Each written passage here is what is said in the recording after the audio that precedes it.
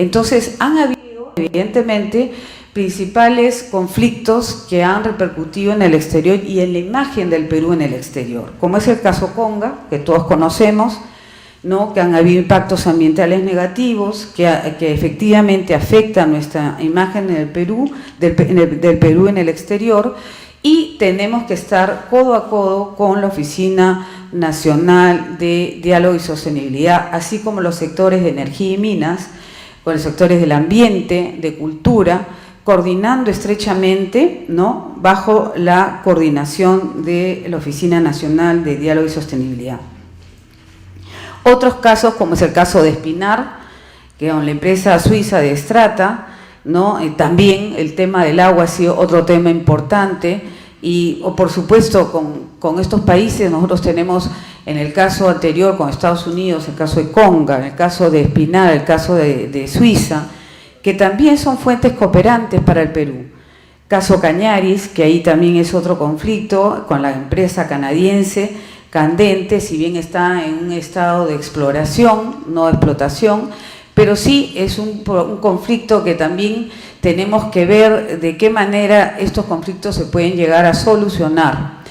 Y sin lugar a dudas, por ejemplo, el caso canadiense es muy interesante porque si bien el nivel político bilateral con Canadá es excelente, excelente, el presidente, les doy una primicia, no me repitan, no me citen, pero el presidente Humala tiene que viajar próximamente a Canadá, una visita oficial, y acabamos de tener hace escasos 2 meses o 3 al gobernador general de Canadá, que es la más alta autoridad política de los canadienses, en donde se han comprometido a apoyarnos en crear un instituto al nivel del Instituto Canadiense Internacional que vela por el desarrollo en las actividades extractivas, con el fin de, basándonos de la experiencia que tienen los canadienses en el tema, en las actividades extractivas, porque ellos también sufren y han tenido experiencias con el tratamiento de sus aborígenes.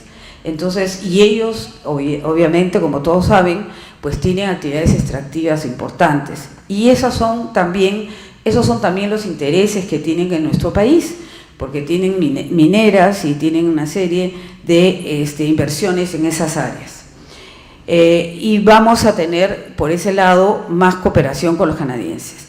En el caso de las fronteras, como ustedes saben, las fronteras son muy porosas y son muy vulnerables. Y ahí tenemos actividades y presencia de ilícitos, narcotráfico, contrabando de armas, minería ilegal.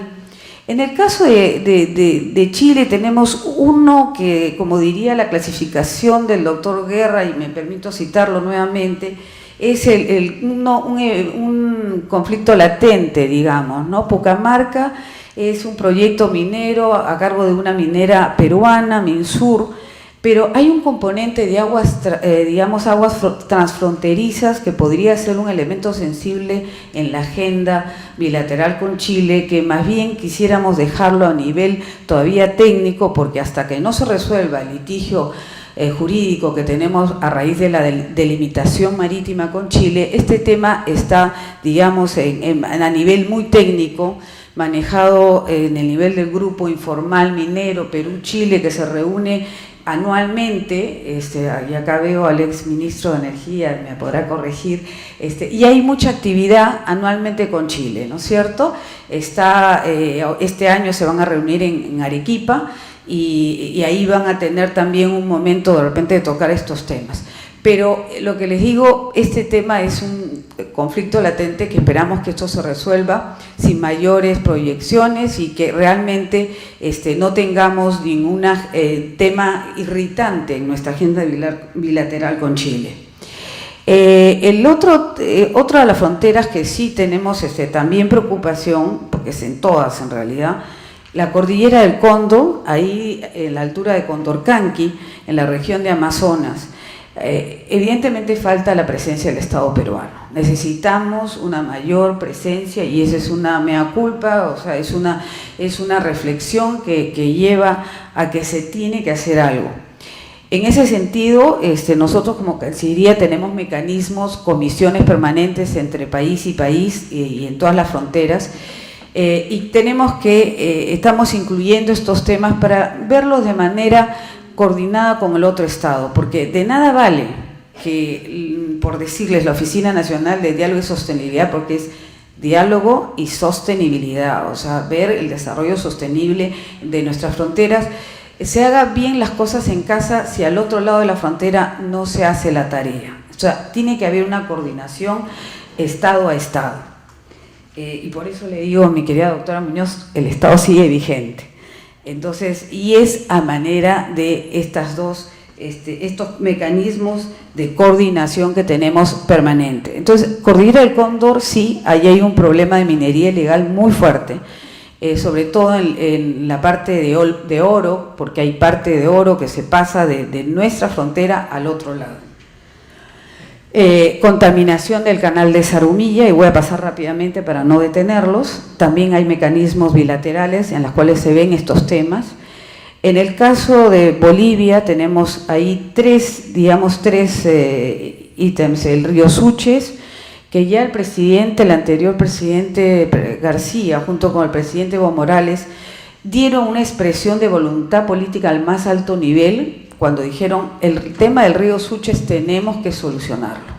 Estamos en estas reuniones y evidentemente hay unas mesas de trabajo y de control de seguridad del río Suches con la idea de evaluar todas las medidas que se puedan adoptar para enfrentar y combatir la minería ilegal. También en la zona del norte del lago Titicaca, es una zona, la zona de desaguadero, y hay una parte muy vulnerable porque los ilícitos, como le digo, contrabando de armas, narcotráfico, trata de personas, está presente en todo momento. Cuenca del río Ramis es otra situación también de conflictividad y que estamos en la medida de lo posible con los bolivianos llevando esta evaluación en las mesas de trabajo binacionales.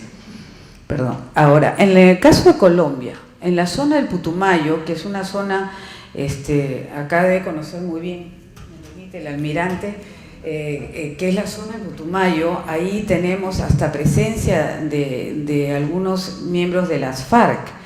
Hay una falta de presencia del Estado, tenemos narcotráfico y la verdad que es muy preocupante.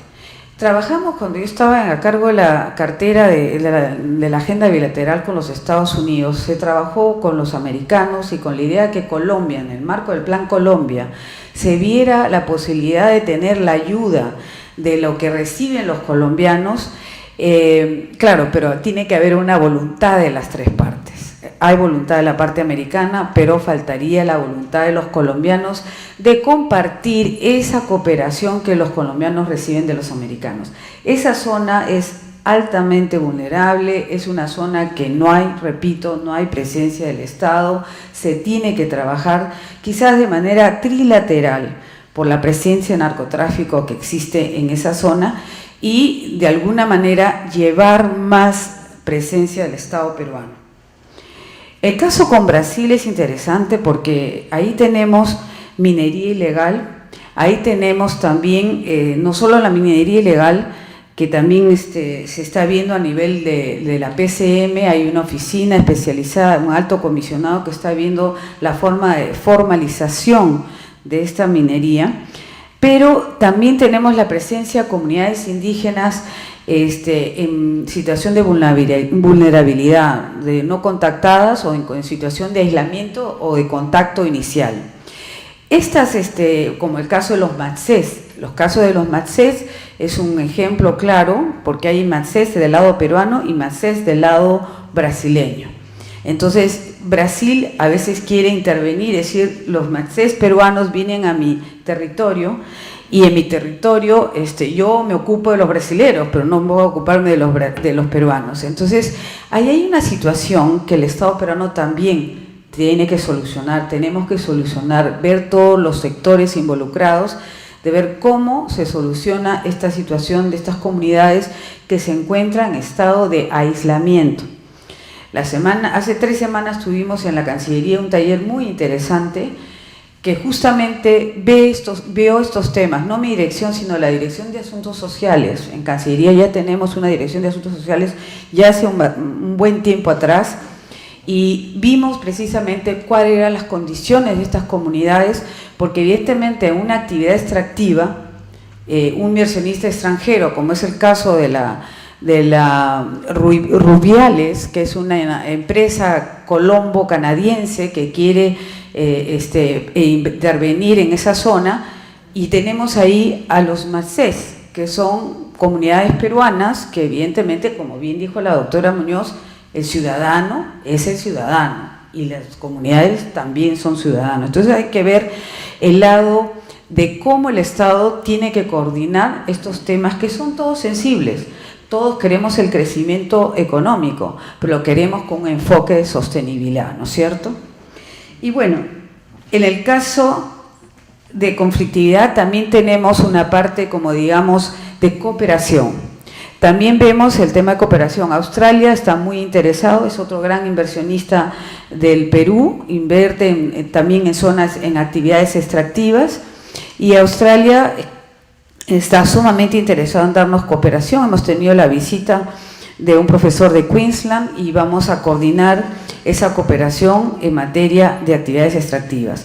Canadá, nuevamente, para no quitarles mucho tiempo, también Canadá está ya dando cooperación a la Oficina Nacional de Diálogo y Sostenibilidad, pero quiere aún más crear, a semejanza del Instituto Canadiense, un instituto peruano. Esto fue un pedido inclusive del propio presidente Humala al gobernador general de Canadá en el Perú.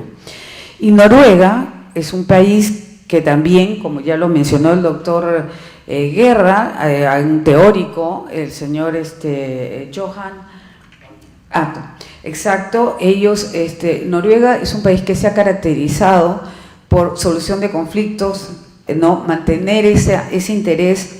Y la embajadora que acaba de llegar, porque nosotros no tenemos embajador acá, noruego, tenemos un consulado honorario de los noruegos. La embajadora Arensen, ella está en Chile, es concurrente con nosotros y gran amiga del Perú porque ella ocupó el cargo de directora de América del Sur en la Cancillería noruega. Y uno de los temas, porque ellos también invierten en el Perú en el área de petróleo, entonces uno de los temas que estamos trabajando con ella, la nueva embajadora noruega que vive en Santiago de Chile, pero es concurrente con nosotros, es este tema de cooperación en materia de conflictividad. Otras cooperaciones en Naciones Unidas no solo nos vigilan, supervisan, pero también los organismos internacionales nos dan cooperación y para eso tenemos que estar muy atentos y siempre buscar la mayor cooperación posible. Finalmente, acciones de las ONGs. En materia de ONGs, muchas ONGs también han tenido campañas en contra de ciertos estados. No nos hemos librado de esas campañas negativas y la Cancillería pues está para trabajar activamente con nuestras misiones en el exterior. Por ejemplo, hace unos escasos meses esta Survival International hizo unas manifestaciones frente a nuestras embajadas en Madrid, en Londres, en Berlín, en San Francisco, en la ciudad de San Francisco, y como tiene una gran cobertura mundial, y la idea era, se rechazaban, digamos, la ampliación del proyecto de Camisea en el lote 88, donde se ubican comunidades indígenas, diciendo que el Estado peruano vulneraba, violaba los derechos humanos de dichas comunidades. Entonces, ese trabajo nosotros lo hacemos Cancillería con todos los sectores, Ministerio de Energía, Ambiente, Cultura, Justicia, ¿no? Y hacemos un trabajo para poder mantener a nuestras misiones debidamente informadas, porque los jefes de misión o los embajadores a cargo de estas embajadas pues tienen que representarnos y para representarnos tienen que estar muy bien informados. Nosotros permanentemente mantenemos a nuestras embajadas informadas y hablamos de embajadas, al decir embajadas o misiones peruanas, hablo de consulados, embajadas, representaciones permanentes ante Naciones Unidas, sea Nueva York, que ve los temas políticos, o sea Ginebra, que ve los temas técnicos, económicos, como bien lo dijo la doctora, cuando va el CIADI, ¿no? El CIADI es del Banco Mundial, el Banco Mundial está en Washington.